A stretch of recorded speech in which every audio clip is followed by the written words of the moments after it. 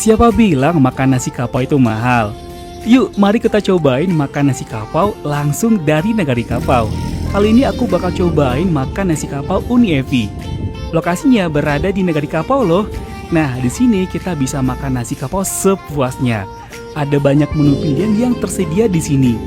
Lihat menu ini aja, teman udah pasti ngiler ya. Nah, aku pilih gulai tunjang sebagai lauk utamanya. Dan seperti biasa, kalau makan nasi kapau pasti bakal dikasih sebeng. Dan aku dapat sebeng usus dan sedikit dendeng masia. Dan rasanya udah pasti enak banget loh ya.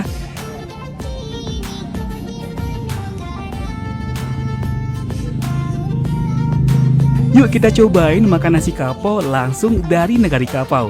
Hanya dengan 28.000 kita udah bisa makan nasi kapau sepuasnya. Udah pakai tambah loh.